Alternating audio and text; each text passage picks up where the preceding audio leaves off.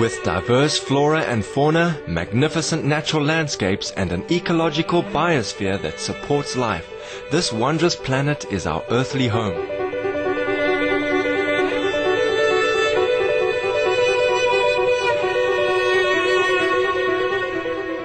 From our animal co-inhabitants to the lush rainforests and life-giving soil, we cherish all these as gifts from the Creator.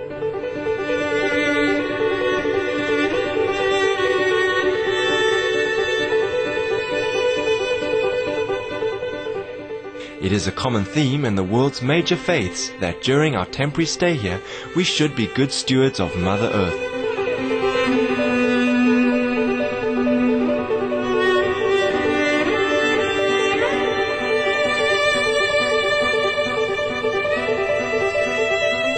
Throughout the years, Supreme Master Chinghai has shared the message of leading a balanced life while following a spiritual path. Not only must we nourish our spirits, but we share the responsibility to care for nature and our fellow beings.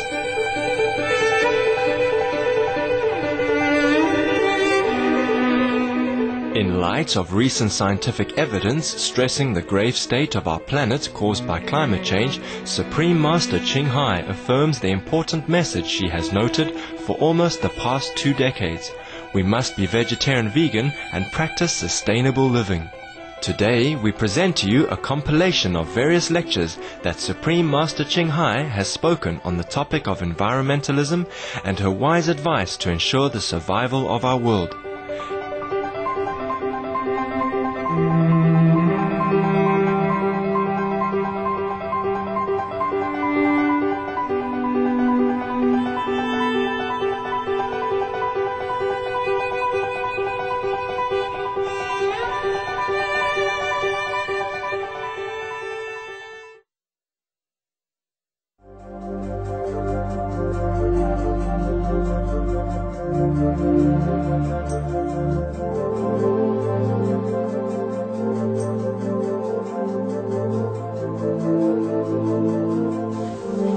I see so much destruction going on around me, environmental destruction, cruelty to animals. It's true.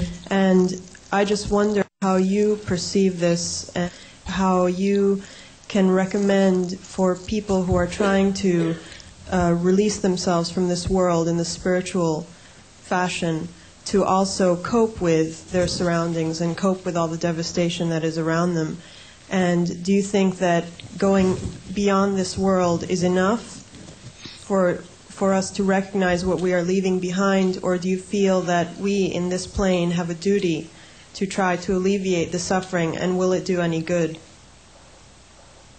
It will. It will, at least for us, for our conscience, so that we feel we're doing something, and we have tried our best to relieve the suffering of our fellow beings. I do all the same. Whatever you ask, I'm doing. I did, I do, and I will. I have told you already, our finance is distributed to different organizations sometimes, or different world when there are disasters. And I would not like to boast much about it, but since you asked, we have the flood victim in Vietnam and the flood victim in China, etc.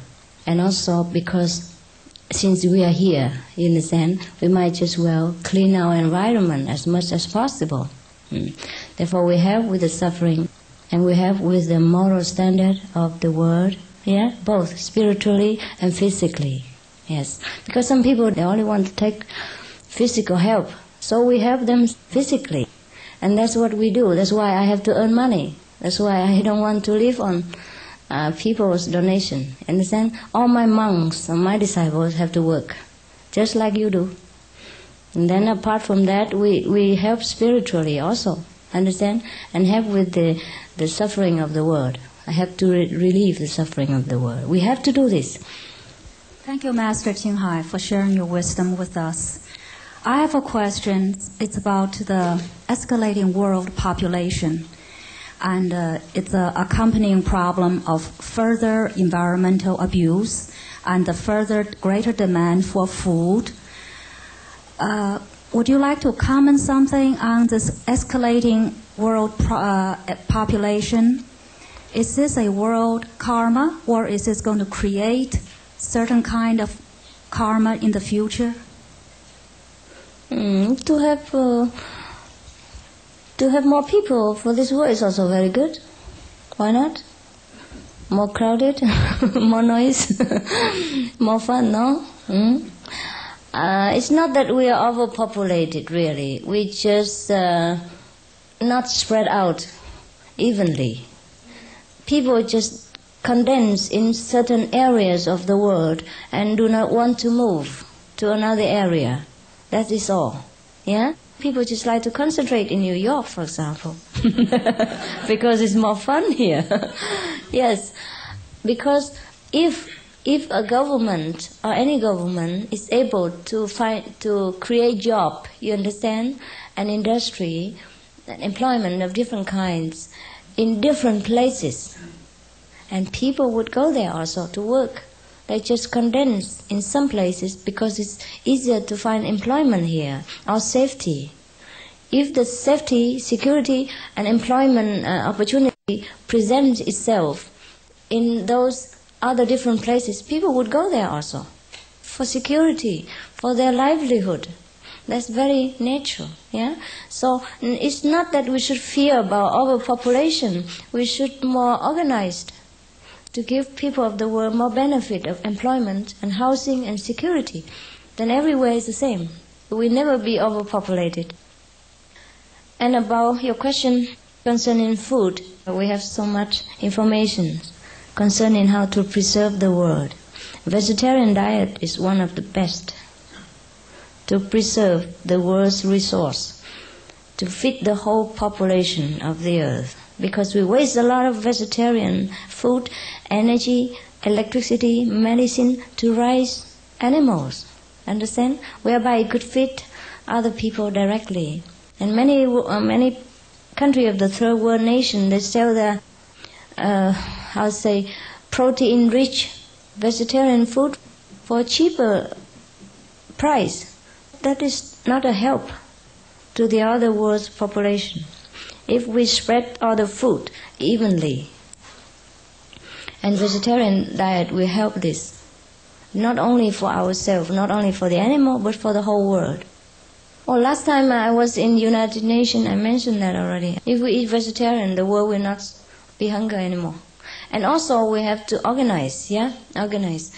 I know some person, he can make rice bran into nutritious food and milk, even. And we have talked last time about that. He say he spent about $300,000 and he can feed 600,000 people in Ceylon. The poor, the undernutritious, the mother, and all that. Yeah, it was fantastic. Because the way we do it in many parts of the world is that we waste the natural resource. Not that we don't have enough. God wouldn't put us here to starve. Actually, we starve ourselves. So we have to rethink, reorganize, and that needs the blessing of many countries' government. They have to bless us with their absolute honesty, cleanliness, and dignity, and the will to serve people instead of serve themselves. If they have this blessing, if we have this blessing from all the countries' government, you understand, we have no problem really, no problem. We have to have good leadership, good economical organization, and ruling talent, and honest government. But that can come about more rapidly when many people, or most of the people, or all the people become spiritual. Then they know the discipline, then they know the precepts, then they know how to be honest and clean, and they know how to use their wisdom then. Then they can think of many things to do and reorganize our lives. Understand? Yes? That seems to be very difficult because, as I understand, much of the environmental abuse today has to do with growing a growing population's demand for more living space, for homes, for living the way we in the 20th century want to know and want to live.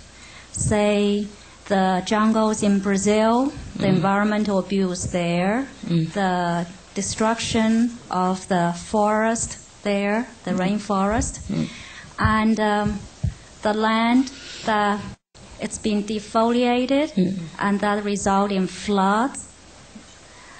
And these are not unrelated to the problem of overpopulation.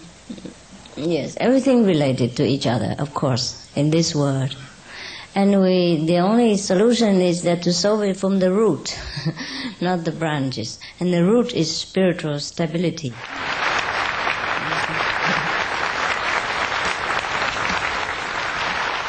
So, all we have to do is trying to spread the spiritual message, what we know, and keep to the spiritual discipline.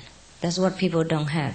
If you don't have moral discipline, then you only use the power for bad things sometimes. Can't control it. You understand? That's why we, in this group, we teach people the precept first. Precepts is important. We have to know where we go and maneuver our power. Power without love, without compassion, without proper understanding of the moral value, then it's no use. So it's easy to get enlightenment, it's hard to keep it. Yes, I am very happy with all of your intelligence questions.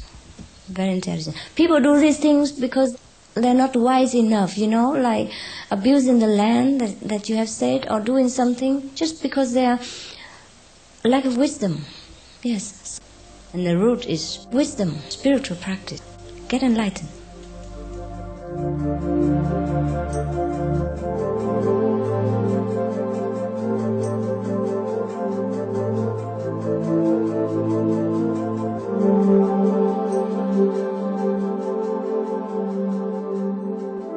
We bought some land.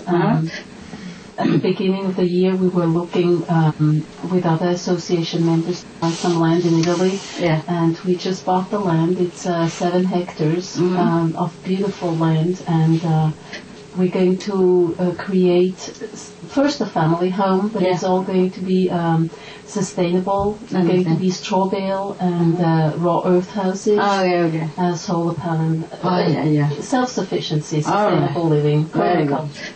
So I have a question about the unfoldment of consciousness on the Earth and planets like it. Like right now, we're kind of in the coming out of the dark phase. Yes.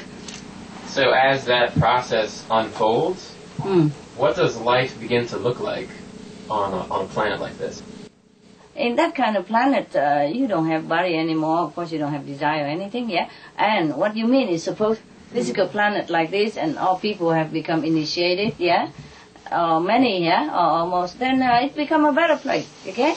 There would be less war, or no more war at all, no more killing of animals. Everyone will love and share with each other, love, affection, and possessions, And then we will have a happier life, Less unfortunate people, less or no homeless people, less or no hungry kids, less or no disease at all, okay? And animals will be protected, no more flesh eaters, only vegetarians or vegans, for example, like that. It will be like that. And you will walk in more peaceful atmosphere. You greet each other with a smile every day and no competitiveness in the work. Everyone leave everyone alone. Just love and friendship. And the higher the consciousness of a planet, the more intensive of that kind of energy, you see? Loving and kindness, What's so significant about this Earth that you would come to assist in that process? Every Earth is significant. You are significant. You human are significant. I gotta help you guys.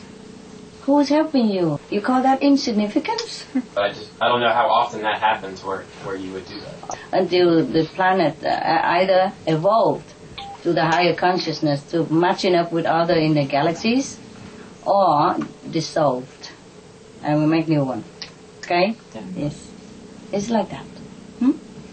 But this planet is beautiful. We try to keep it for the younger souls and for the left behind. Yeah, give them chance to take time. Yeah, to clean the atmosphere and to put the higher consciousness and positive energy into the atmosphere of the planet. And that's how we elevate it invisibly. Yeah, and then maybe there's a hope. Okay, it's already getting better. Yes, you see, all the leaders are better. You know, they're helping so many poor countries, billions of dollars, trillions of dollars pouring out from richest country to poor country now. And they're talking about stop climate changes. They're talking about disarming. They're talking about peace. They're doing peace. They're disarming. America destroyed 75 nuclear warheads. Yeah? And Colombia melts all the weapon and make it into agriculture instrument. It's happening. And many other things here. Those are from communist bloc now become European. No borders. Yeah, you can travel 4,000 miles with no passport. Whenever that will happen, huh? Yeah. And many hundred years ago, they don't do this kind of thing anymore. They didn't do it. You know, they're doing all this now. You see, it's very fast, very fast. Yeah, and many countries advise children to eat more healthy. They don't say vegetarian compassion yet, but more healthy. Yes. More vegetable, more fruit, and all that stuff. Huh? You've been watching Between Master and Disciples here on Supreme Master Television. Stay tuned for good people, good works, right after noteworthy news. With God's bountiful grace, may your life be ever more peaceful and bliss-filled.